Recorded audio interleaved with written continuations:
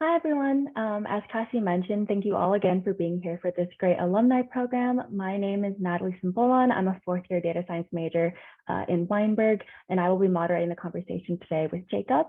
Would you like to quickly introduce yourself? Yes, I'm Jacob. I'm an economics and philosophy major, third year, with a minor in data science. Now, without further ado, we have a great lineup of alumni speakers to share their insights with the group today. Once we hear from them for about 40 minutes or so, we will take questions from the audience. If you want to turn your mic on to ask your question, please submit your question via the public chat tab and we will call on you. If you'd like us to read the question out to our panelists, send Jacob a private chat. So without further ado, let's get started with our introductions. Louise, if you'd like to go first. Yeah, hi. My name is Luis Cartagena. I'm born and raised in Los Angeles and at Northwestern. I'm class of 2017. I studied Earth and Planetary Science, and I also completed the ISIN certificate. And after college, I was a high school environmental science teacher in Chicago for about a year. And I was taking the Northwestern coding bootcamp at the same time. And then I pivoted into the tech industry. I've been at Qualtrics here in their Provo headquarters, that's in Utah. Been here for almost 4 years now, and currently a data scientist in their revenue operations department.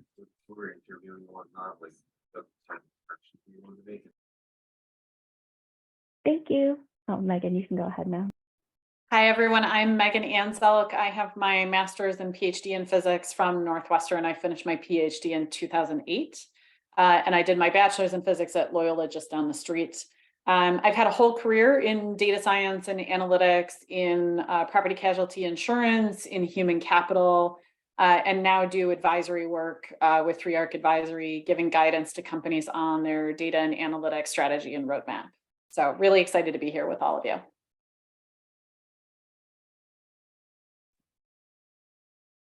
I guess that leaves me for last. Hello, everyone. I'm Robin Latchford. I went to Northwestern for both my undergraduate degree and my master's degree. I was class of 2014 for my undergraduate degree, where I studied mathematics and also did a minor in Russian literature, or as you may know it, as Slavic languages and literature. And then I did a master's degree in leadership for creative enterprises.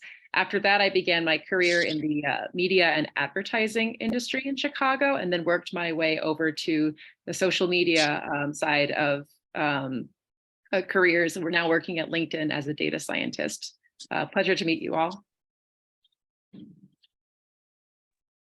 Thank you for all introducing yourselves. I guess we can just jump right into questions. Robin, if you want to go first in answering this question, can you share with us some of the impactful classes or experiences for you in undergrad that led you to pursue your current career path? And can you share more about how classes outside of your major or minor impacted your path? Thank you for the great question. It's a very interesting question. So it's interesting. I have, like many folks at Northwestern, I had two, major and minor that were not exactly aligned in the same domain. But I think overall that benefited me. It gave greater balance to my academic schedule and my intellectual curiosities. And I found that while my major was in pure mathematics, I don't use most of the math that I learned during college in my career. However, it trained my mind to think in a very analytical way. It strengthened my problem solving skills. And of course, if you get into the heavy duty machine learning, computer science, all of that, even pure math, linear algebra, calculus, et cetera, becomes foundational to that domain as well. So I feel that my interest in mathematics was the clue to me that I really enjoyed using the analytical part of my mind. And I wanted to find a career that would tap into those strengths that I had. My Russian lit minor, I will say, during my time at Northwestern, connected me to great people, especially when you get to the higher level courses. It's a more intimate class setting to have a smaller group to talk about something everyone is passionate about. While most people were not majoring in the subject, everyone was really happy to be there. And I will say, in almost every interview I've had, I've always been asked about this minor. So can you tell me more about that? I've never seen someone who has this minor. And I think that gives me an extra sparkle and helps me stand out as an atypical but attractive candidate for data science. Maybe you can go next. Sure.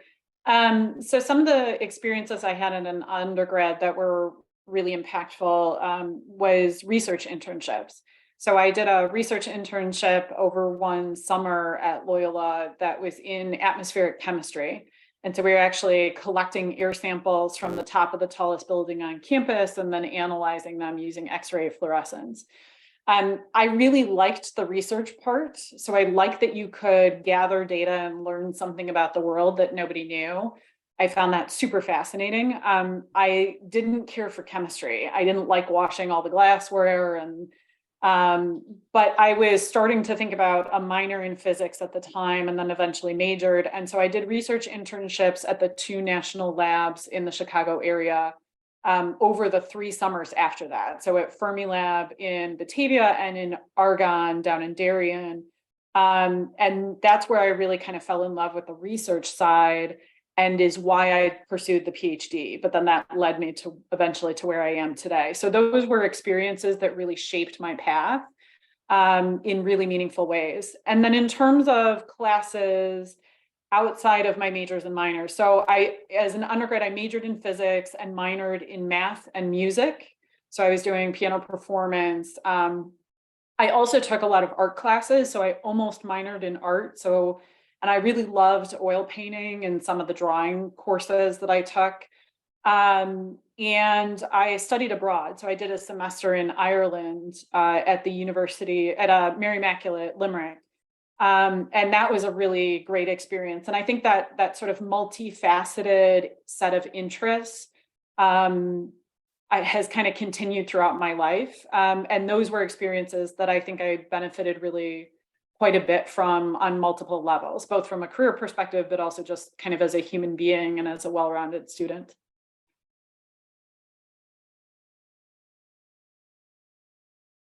Louise, could you answer? Should I follow up? Yeah, sweet.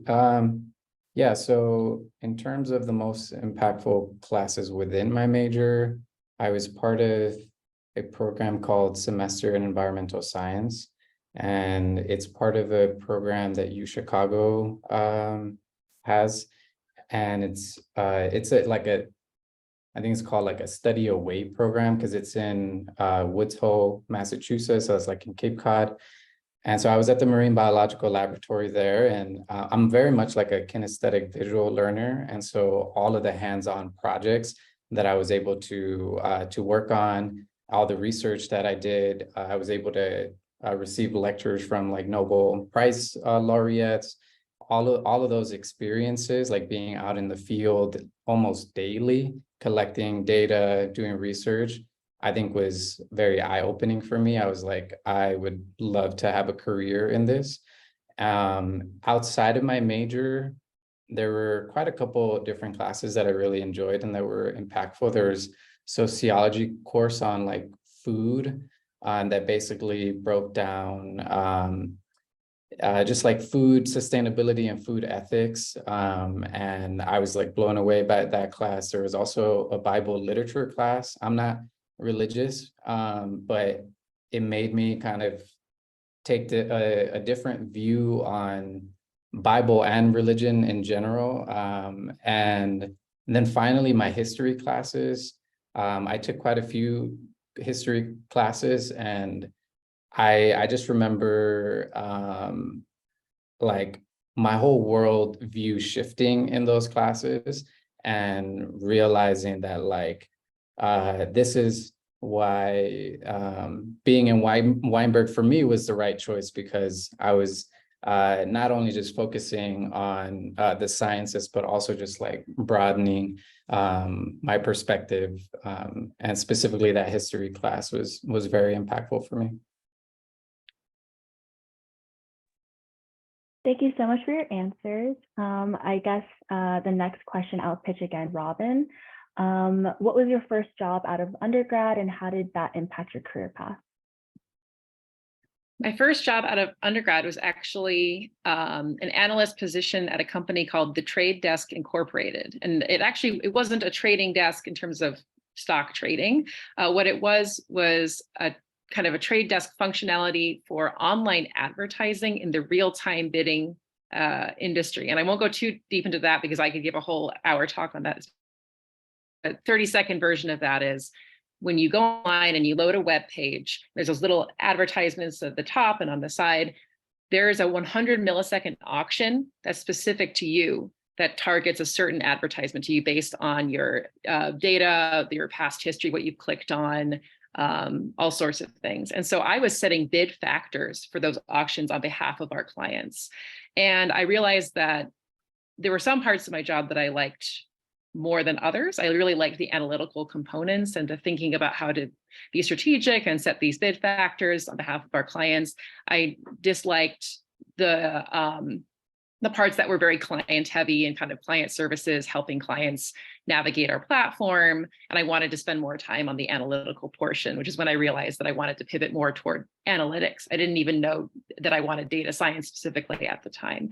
But having that job as my first position out of college positioned me very well because programmatic advertising or real-time bidding is a very hot area in the advertising industry. And I had a very close look at some of the details working at a company that was specific to powering advertisers with their own platform to set those bid factors. That gave me very intimate knowledge in a specific domain, which made me very attractive to certain other companies that were also looking to advertise programmatically as well.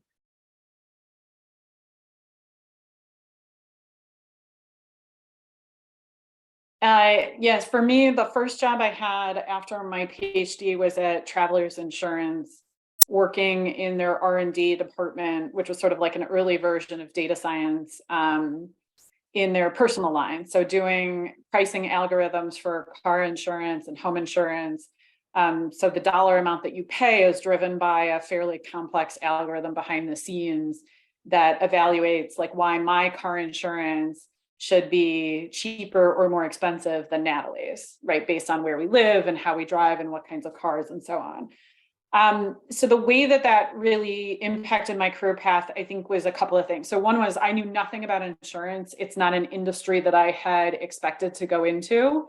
And that's actually true of a lot of people that end up in insurance. There's not a lot of people growing up who say, I want to be an insurance professional someday. But it's a fascinating industry that had really complex problems that needed data science skills. And the work I was doing was very similar in kind of like how I spent my time coding and analyzing data to what I had been doing in graduate school. So a few ways that it influenced my career. So one is I found pretty quickly that I really did like the corporate sector. I liked that what I was doing was very applied, that I could actually see the results of my work sort of on the business, right? Sort of impacting how the organization operated and its profitability and customer selection.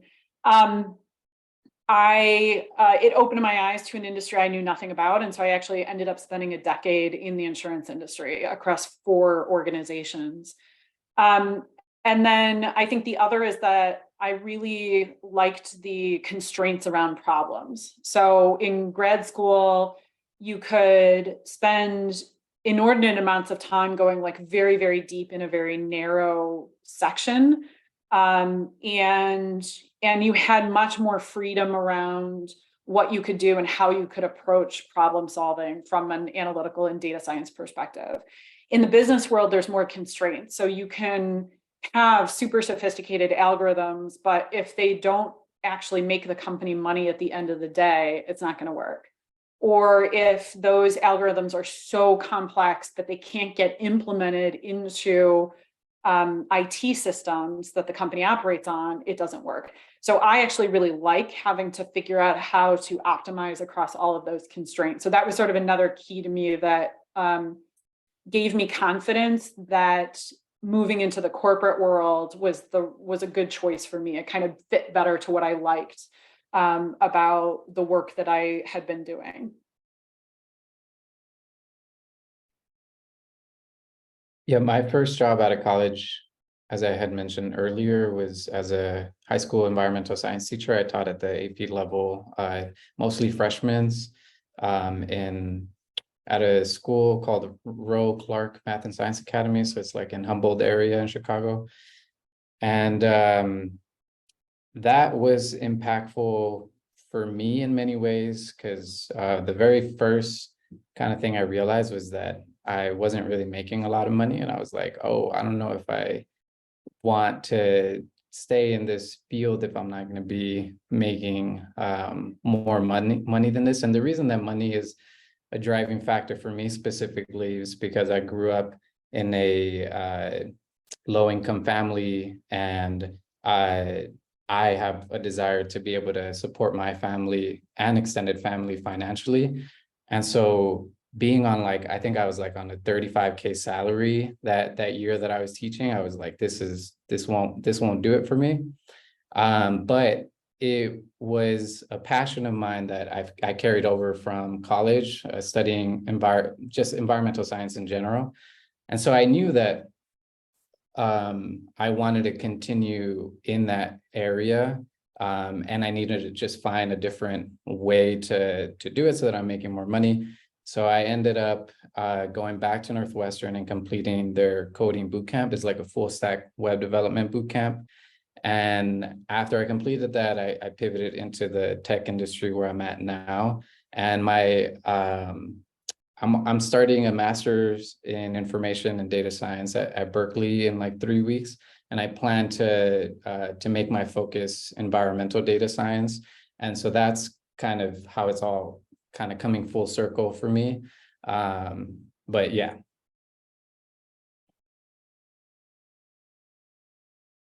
Congrats, by the way, Louise. Very good luck in 3 weeks for sure. I guess next question, I can pitch it to Robin again, unless someone else wants to answer first. What was one of your favorite jobs throughout your career that you're not doing currently? Oh, that's a really interesting question. I think I'm going to cheat a little bit and give 2 answers, but it's at least within the same company. I used to work at Starcom, which is a media agency in Chicago. And there I first started as an analyst on the analytics team, and I pivoted to their 5-person data science team.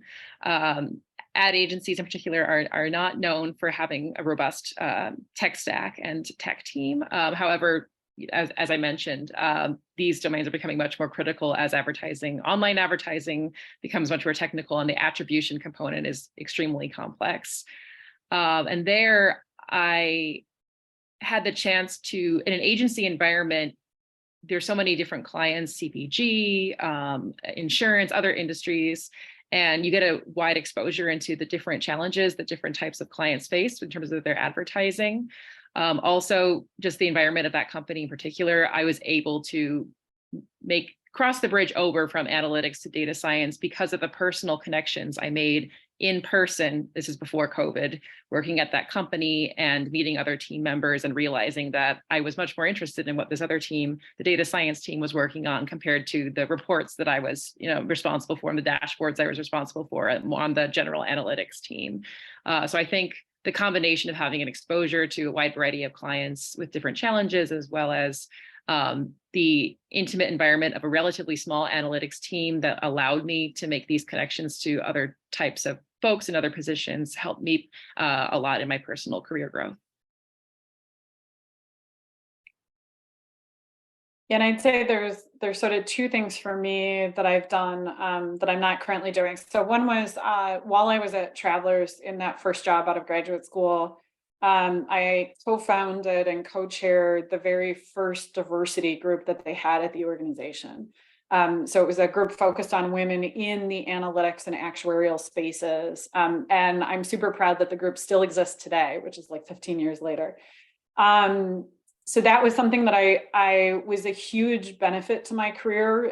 Had I known how much work and effort it was going to be, I probably wouldn't have done it. But I also got super great exposure and a lot of leadership skills very early in my career that would have taken me much longer to build through sort of like traditional routes. But I loved being involved in that organization. And then in a later part of my career, I served as a board member of a nonprofit organization. And that was a really enjoyable experience and a different way to utilize my skills to have impact in a different kind of organization, and in a different avenue where I'm not the one who actually owns that part of the company or the function, right? But really more kind of strategic direction and guidance to help keep the organization healthy and productive. So those are both experiences that I really enjoyed at the time, but they're not part of my day job.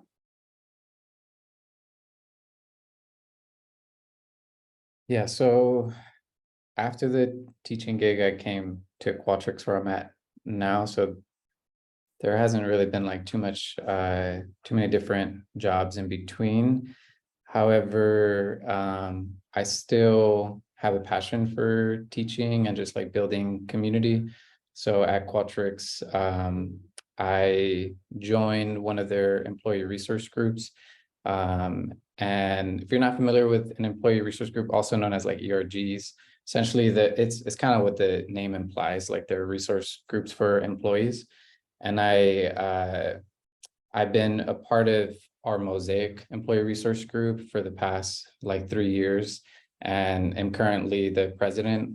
And what Mosaic focuses on is essentially providing resources to the BIPOC community at Qualtrics, and elevating BIPOC voices. And so in that way, I've still managed to like be able to pursue that passion of like building community, and I get the opportunity to also like educate a lot of our communities. And so in that sense, still kind of like teaching mentality. I also accepted a volunteer teaching position with TEALS. I forget what it stands for, but it's a Microsoft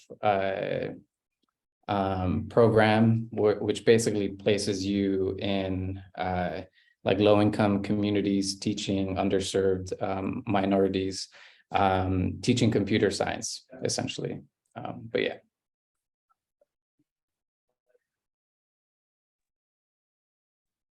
All right, next question. Robin, you can go ahead and go first as well. What has surprised you about what you learned or did in school that helps you in your work today? That's an interesting question. As I mentioned earlier, a lot of my classes were not specific to anything that I'm related to what I'm doing now. However, I found that, again, the analytical thinking skills I got from my mathematics courses have translated over much more into the data science and problem solving domains. I would also say nowadays, while some people go directly to statistics and they don't have the pure math or computer science focus, they're less equipped for some areas of data science that I've had more exposure to based on my degree. But even beyond that, I would say, while I didn't do a minor in music, I actually entered Northwestern through the music school, and I have a heavy music education. And so much of work, in my experience, comes down to communication and setting expectations, and also producing a result that's clear and actionable. And from studying music and collaborating musically with others, I've learned to communicate with all kinds of people. And beyond that, I think those skills are important skills that I've learned on the job, but that I started learning at Northwestern through pursuing my own interests and collaborating on projects with others.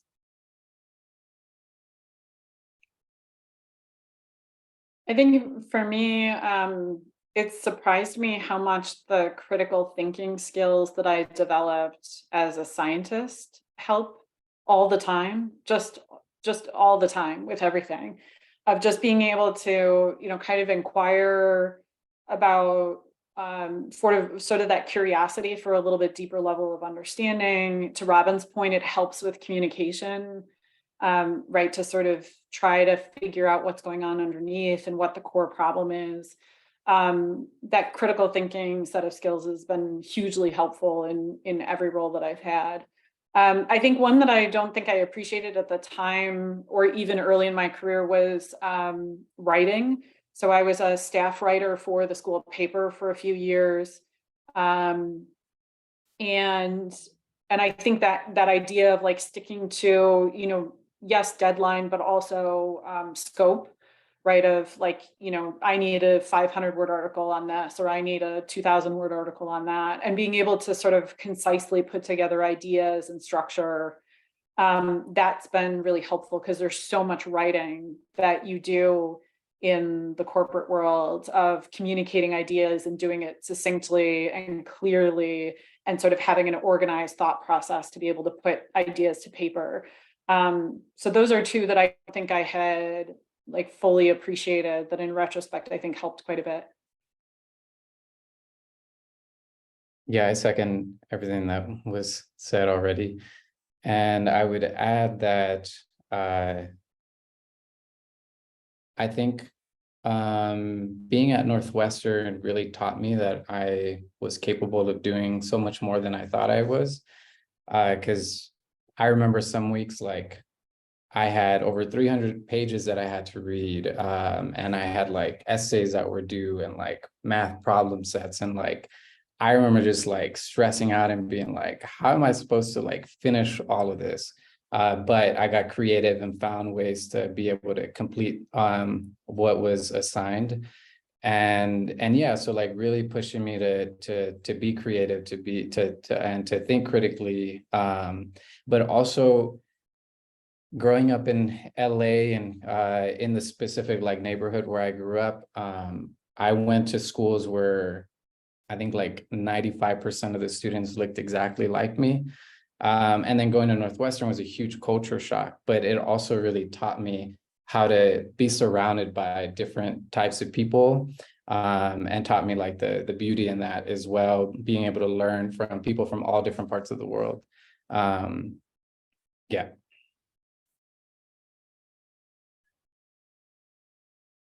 All right, next question is, how has the pandemic impacted your career and industry? And what were your organization's expectations for working in the office and or from home? I can start with this one, and it's quite a big question for me because it actually the pandemic played a significant role in pivoting my career, and I'm ultimately grateful for it now. When the pandemic started, I had just begun a new position at a data science consulting firm called Civis Analytics in Chicago. And unfortunately, I was just beginning my onboarding process right when the pandemic hit, and we all went remote for the first time before we were prepared for it and had all these documents and resources and virtual learning trainings that we now have for remote onboarding.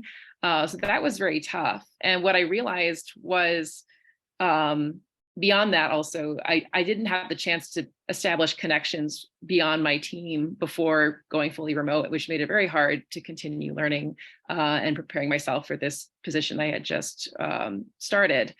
And working remotely and working on these very complex data science problems related to optimization of media spend, I realized that I wanted to do something different, and this wasn't the right fit for me. And I felt like I didn't have the chance to get my foot in the door enough. So what I ended up doing was I first applied to work remotely from California, which is where my family is. But unfortunately, due to employment laws, I was not able to get clearance for that due to corporate tax reasons, which makes a lot of sense for a small company. So although this is somewhat unusual, it was less unusual to do during the pandemic, I actually quit without a job lined up, went back to my family and thought, I want to start over and get a different type of data science job that's more balanced and aligned with my interests, have the time and space to focus on it. And when I spent time with my family and spent a lot of time doing, SQL bootcamp and interview preparation tasks, I landed my current position, which I'm really, really grateful for, and is a much better fit for me in product data science at LinkedIn. And I think I know it's the best job I've ever had. So the pandemic played a huge role in repivoting my direction. So I don't have that kind of sort of impact story that Robin has. I think in large part the organization I was working for at the time, Spencer Stewart, operated globally, and it's headhunting for executive level. That's the primary focus of the company, is recruiting on behalf of other companies. So, as many of you have probably experienced and you will experience as you go into the job market, recruiters are always sort of like calling you from random places anyway. So it's an industry that's sort of somewhat oriented. Internally had a very kind of in-office culture, but I think the pivot was a little easier for the organization because the actual business operated at least partially virtually forever, right? At least by phone, if not by video conference. What I'm seeing now, so I left that organization last year. They were definitely trying to bring people back into the office. As I've talked to lots of other colleagues in many different kinds of companies, I think there's a swing of the pendulum back towards companies trying to get people to be in office more. And I don't think, in my personal viewpoint, I don't think that sort of very stiff move towards requiring people to be in office a certain number of days a week, my guess is that won't last in the long term, because I think everybody's realized we can do our work. For the industries where you could do it remotely, you can do it remotely. And so what's the reason to be in the office? And sometimes there are good reasons, but I think really making that clear. So I think right now the pendulum is kind of swung a bit further in the opposite direction. My personal view is it'll come back a bit, but I think right now, or for anybody that's graduating and on the job market, I think you're likely to see more push for in office. But I wouldn't take that as a sign that that's the way it always will be. So, but that's, and there is still some remote stuff, but I just think it's less than it was, say, a year ago. And so I think it's just kind of the ebb and flow of how companies operate. Right. Yeah. When the pandemic hit, Qualtrics decided to send everyone home. And then initially we were thinking like, oh, we'll be back in 3 weeks. After like a month pass, they decided to begin giving out like stipends for employees to be able to buy like desk and desktops. And then eventually we went, I think about 2.5 years, everyone working fully remote. And recently, I think it was like February 6th, they required us to come back into the office. And it was really strange how they did it, because they only gave us like 2 or 3 weeks notice. And they were like, oh yeah, it was like in a company-wide meeting. They were like, oh, and by the way, we're requiring you all to be back in the office 4 days out of the week, starting February 6th. And there was like a huge uproar. But they stayed firm, and they essentially made everyone get back into the office February 6th, and they realized we didn't have enough desks for everyone. And then they were like, okay, well, we're gonna bring people in shifts. And so then 4 days became less than that. And then I think managers were just realizing that, like, yeah, it was just chaos, and a lot of people were really upset and beginning to look for jobs elsewhere. And so I think managers are pretty flexible. Like my manager doesn't tell me anything when I'm only in the office like 1 day out of the week or 2 days out of the week. And so I think it really depends on like who your manager is, and what sort of like relationship and type of communication you maintain with them. But yeah, working at a tech company, I feel like all of us are well equipped to work remotely. Like we don't really need to be in office. It is nice for the office amenities, and for the social interactions. But I do think that a hybrid model works for most people. Personally, I just want to be fully remote, but I do think that yeah, a lot of companies are moving back to hybrid models, because as I'm applying to jobs currently, I do see mostly hybrid and very few remote compared to last year. Yeah, I guess I just wanted to touch on really quickly, Robin, with your answer. I feel like your answer can definitely resonate with a lot of the students listening in right now. I know your kind of talk about how even through the strife of the pandemic, it really gave you the best kind of career pivot of your life. And I feel like I really resonate with that too, because I don't think I would have found like product and like design had I not gone through like this period of having so much time on my hands where I had no idea what to do, and like classes are taking up your time, but you know, not all your time, and like you're sitting a lot with yourself and trying to figure out what to do next. Yeah, I just wanted to point that out. Next question is, what advice do you have for networking within your industry? Oh my, that's a very important question. I don't know, it's different in this day and age, as Louise and others mentioned with the remote work aspect. I would say, for those of you starting a first job soon or looking to start a first job soon, if at all possible, get into the office as much as you can.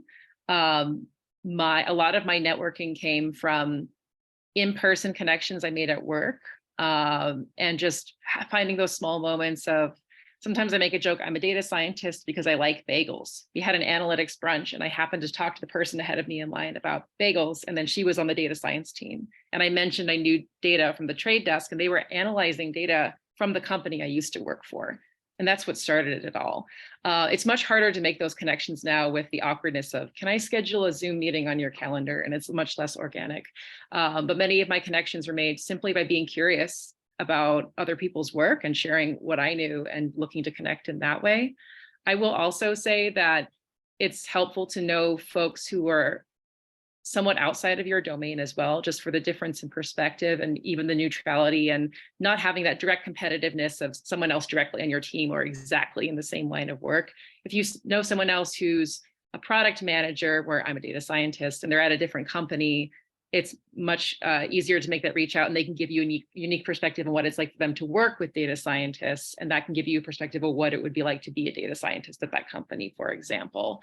But certainly taking advantage of all those small moments that you can. And I guess I do work for LinkedIn, so perhaps I should plug the platform as well.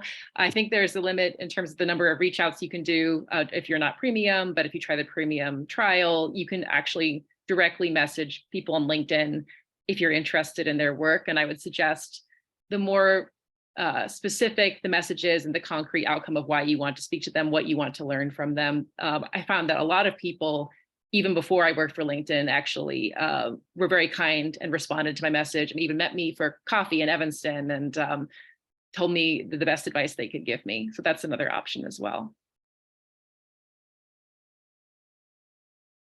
So I think I agree with Robin about like making new connections and finding people outside your industry as well.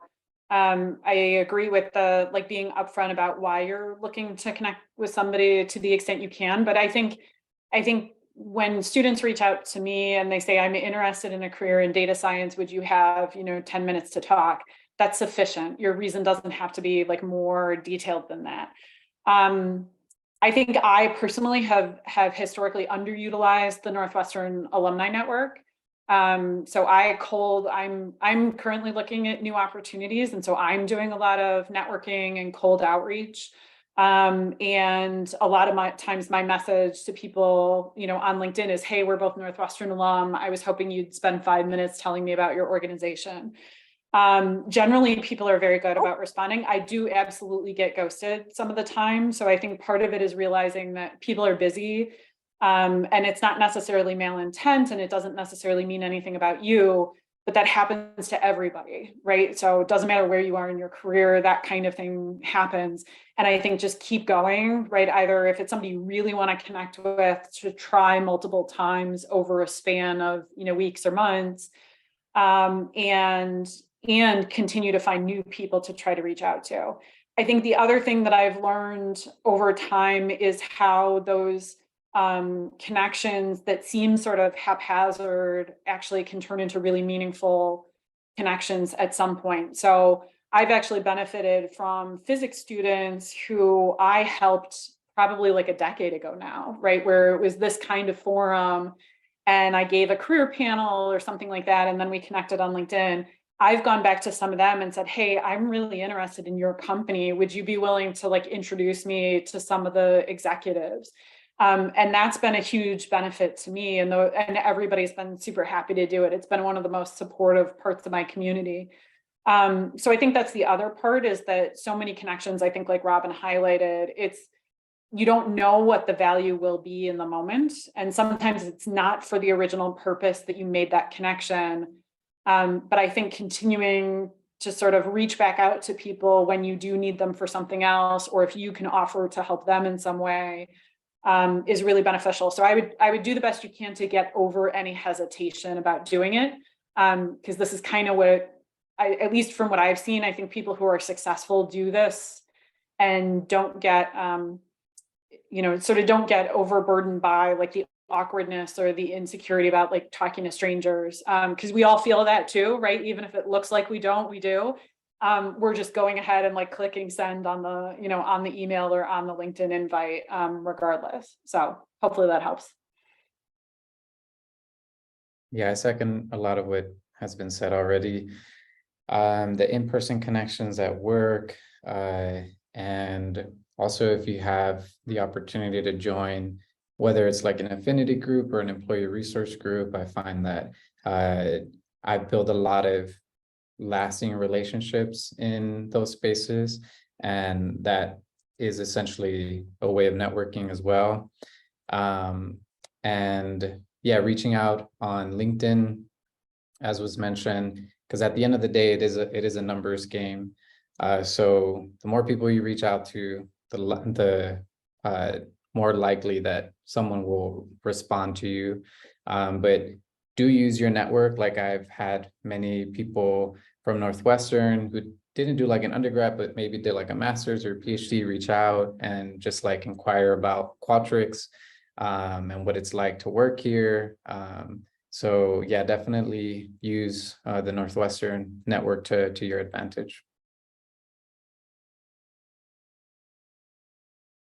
All right, final question from me, and then we'll turn to student questions. And this is a bit of a heavy one, so anyone can jump in first. But what do you wish you could tell yourself when you're in our shoes, in student shoes?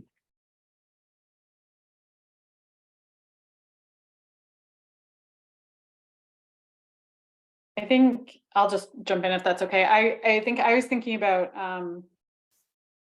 I think there's so much pressure that it feels like in that like sort of as you're finishing your undergrad and starting to get on the job market. I think I did not appreciate at the time of how much time there is in a career. I've worked at 6 different organizations in 15 years. Right. And I don't even think that's particularly a high number. So I think the first job doesn't have to be perfect. Mine wasn't, but it had a lot of the pieces that I was looking for.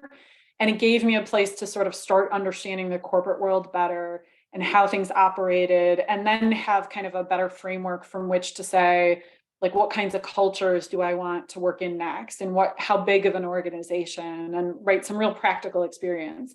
So I think it's okay if that first job doesn't feel like and look like everything you had hoped. I think just having some place to start is good. And then you can change jobs, right? There's nothing that prevents you from sort of shifting and pivoting. And I think everybody here has talked about pivots they've made both within their organizations and changing organizations. So I think that's very common and kind of natural. It's no longer a job market where people go to one place and they stay there for 30 years, right? That's incredibly rare now. So I think sort of trusting in my training and that it was going to be okay. I would tell myself, I do also wish I had taken a negotiation course at some point, because that's another skill that I've really needed so much in my career, and I've sort of had to learn as I went. I've been so tempted to be like, I should go back and take some negotiation courses. I think for me, yeah, this is a heavy question. It's a very, very good one. There's a number of components to it. I would say very similarly to what Megan said, I would like take a breath, take the pressure off. And I think I was very scared about what's my first job going to be? What does it look like? And like she said, just getting your foot in the door. And even if you hate the job, then you've learned a lot about what you don't want in your work. And that in a way might be more valuable than, or just as valuable of knowing what you do like. And that's always a continuous process. And as I talked about earlier, there are data science jobs that I love and data science jobs that are really not a great fit for me. So even once you figure out your domain, the company culture, the organization style, the team structure, all of these components play a role into how your work goes. And they're all very important. And it takes just trial and error to learn what works best for you. I would say I wish that I had taken at least a few more statistics and economics courses, because so far no one has asked me to write a proof. I don't think they ever will. Those thinking skills are very important, but I stayed very much in the academic theoretical side of mathematics, which I enjoyed, but in the business world, there's just the applied side of that is really important. And I made up for that later by actually using Coursera to take a number of coding and statistics courses to help me get to where I needed to be, but wish I had started that sooner. Yeah, my advice was going to be to stay curious, and if you ever feel like you are lacking a skill or a few different skills, use platforms like Coursera to find out, first of all, like if you enjoy doing what you are thinking you want to do. So like, for example, I started taking data science courses on Coursera and quickly realized that it was something that I was interested in, but I've also taken other courses and I'm like, actually, I could care less for this. And yeah, so like, just stay curious, know that like, there are a ton of resources in this day and age, specifically on the internet for you to be able to take advantage of. And also like libraries are still a thing, and there's a ton of resources there. And yeah, I think more than anything, yeah, just stay curious, and also like set goals for yourself, because I feel like that makes decision making easier. So for me, setting that goal of like, okay, I want to use my skills to solve environmental issues, that makes decision making at Berkeley for like which courses I'm going to take significantly easier. Like, is this going to help me achieve my goal? Yes, sweet. No, okay. Yeah, before I pass this off to Jacob and the student questions, I just want to say thank you so much for these answers, especially this last answer. I know looking for postgrad roles right now is so stressful for me, so I can definitely feel that pressure, Megan, that you're talking about, in terms of like finding that perfect fit and like really, I don't know, I feel like there is a lot of pressure here about that. So yeah, thank you for your answers. That really helps at least ease a lot of my fears for sure. But Jacob, for some of the student questions. Yeah, I just want to say too that at our beginning poll, we found that about a third of students are somewhat familiar or very familiar with data science, but about 2/3 were somewhat or very unfamiliar with data science. So we have a very like curious set of students here. And for my beginning question, I got a question from somebody for Robin specifically. Can you talk a little bit more about what product data science is and how that specific role at LinkedIn teaches factors in to your current work-life balance and remote work abilities? Oh, wow, that's a great question. Product data science is a lot of fun, though I might be biased because it's just something that's a good fit for me. I like it because it feels very human to me. And we're all users of LinkedIn, I'm guessing. If you're not, you should make a profile. And I actually work on, as I joke, backwards LinkedIn, or it's called LinkedIn Recruiter. And it's the version of the LinkedIn platform that the company sells directly to companies for their recruiters to use to look for candidates, which is the backwards way as you as a candidate looking for a job position. And the interface looks a little bit different, but I just find it so fascinating. There's so much data and so many questions you can ask about the way people are using the product. Is it efficient? How can we make it more efficient? Are they getting the outcomes they want? How can we better optimize for those outcomes? And it really allows me to tap into that curiosity space. Another aspect about product data science, and this is the Silicon Valley kind of FANG, or I guess no longer FANG, if Facebook, Amazon, Apple, Netflix, Google perspective is typically you have a data scientist that works alongside a product manager. And at LinkedIn, they strive to have a equal 50-50 relationship, meaning I'm not just directly doing what a product manager tells me to do. I'm providing them insights, analytics, ideas, and we negotiate about what direction the product should move or where we should investigate for areas for improvement or opportunity. And a lot of my job, as I mentioned earlier, it involves providing actionable insights and outcomes. Also, typically, I have to package them, or rather formulate them in a way that a non-technical audience can understand. So working as a product data scientist, I may be writing a one-pager that executives will read, and I need to make it as simple as possible to convey the most important message. For a product manager, again, I can leave out the statistic equations and specific details, but it's a little bit more nuanced, detailed to the product, but still speaking generally to a non-technical audience if it's the product and design team. But then on the converse side, I may be also working with the AI team. And then in that domain, I pivot again to communicating with folks who are even more technical than I am, and packaging my insights and working with folks like that. So I think it really taps into a number of different, it fulfills a lot of my need for the critical thinking and curiosity, while also allowing me to express and even almost play not quite a teacher role, but being that voice that's, here's something technical. I know a p-value seems scary. Let me tell you what it actually means. Sometimes I have that conversation with some of my partners at work, and I really, really love that. As someone who struggled with math anxiety myself, I have no judgment, and I love to help folks understand something that they're struggling with when it comes to mathematics. But thank you for the question. Yeah, thank you for your answer. And Joe Amato, did you still have your question? Yeah.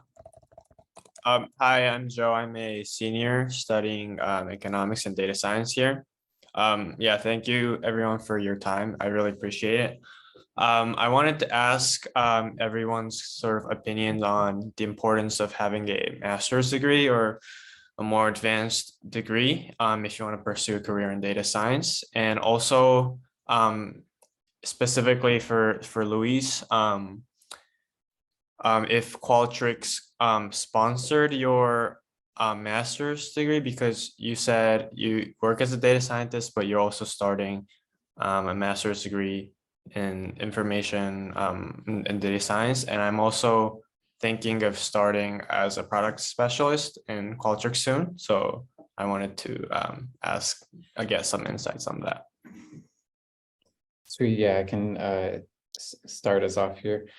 Also, feel free to reach out if you have questions around like the product specialist role and whether or not it's important to have a master's. I think as an undergrad, if you major in data science, I think you're at an advantage. I didn't major in data science, and so I've had to like prove my skills through the projects that I've worked on, but also certifications that I've gotten.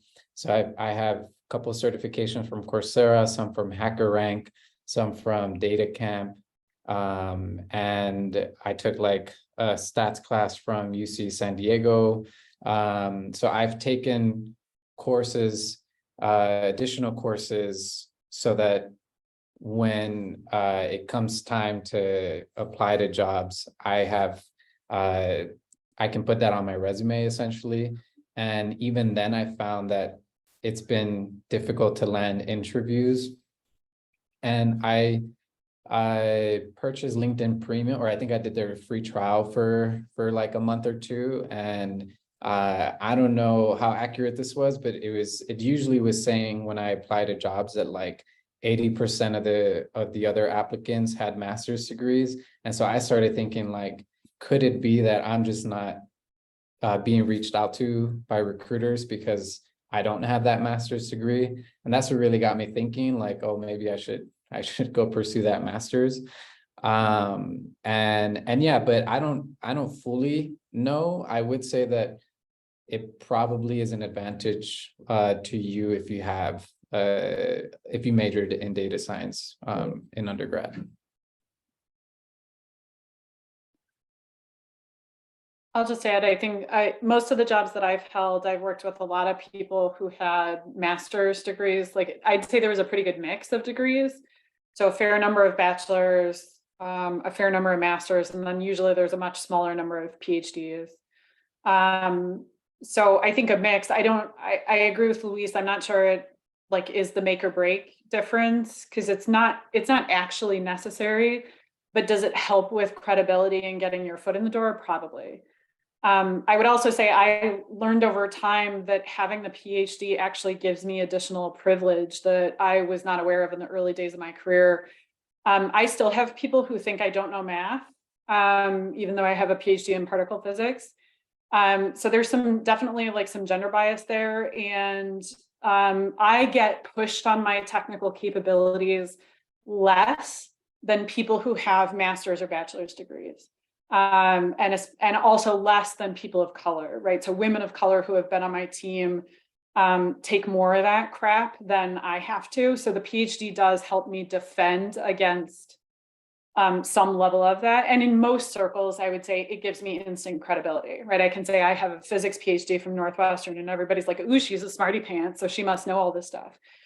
So it does kind of like help get immediate credibility in some circles. So I wouldn't say that's a reason to do an advanced degree, but just to know that there are biases in the workplace, right, across all kinds of things. So.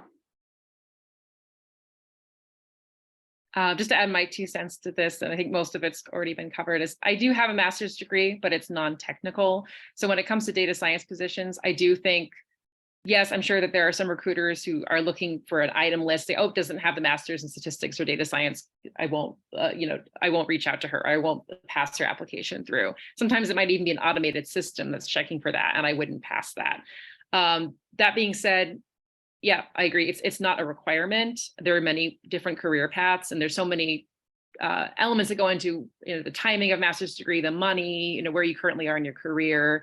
There's a part of me that wishes I had done a master's in statistics earlier, but at this point, I found my way through just navigating the corporate world and also using the great resources like Coursera and even textbooks on my own to learn what I needed to learn. So I think it depends on where you are at personally and what options are available to you. But it couldn't hurt. Yeah, that was super helpful. Thank you so much. Yeah, thank you so much, Joe. And we have time for one more question. So something that I've had on my mind is data science is such a rapidly growing field, and the supply of jobs is growing. But like so is like the supply of like applicants, right? And it's such a rapidly growing field. As Harvard Business Review called it, the sexiest job of the 21st century, and that's why we have so many participants. And so what I wanted to know is there something you wish you knew before like entering data science, or like maybe an underrated skill that you found that helps you stand out in the field of applicants? I'd say the communication and influencing skills is hugely, hugely important. So if you're already pursuing a quantitative discipline, I generally tell people don't bother learning a new programming language or a new statistical method. Like stop focusing on your technical skills because you're probably well covered there. Instead, focus on how do you talk about your work with non-technical people, right? Which I think goes to Robin's earlier point about getting your foot in the door and making sure that your skills and experience is seen by others. So how do you explain that? So that business acumen of how does the business operate and how does data science help the business? The better you can understand that, the better you can communicate with others and start influencing them. That combination is still very rare, even though there's so many people that are pursuing this path. So it is that combination that is supremely valuable and is in short supply.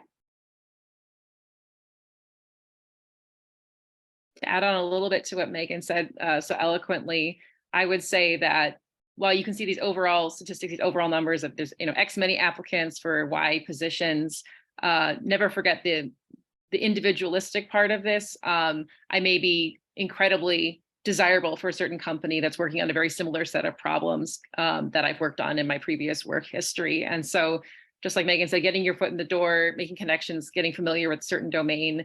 I certainly cannot explain every single machine learning algorithm to you, but I don't have to. And there's very few data science jobs that would require that.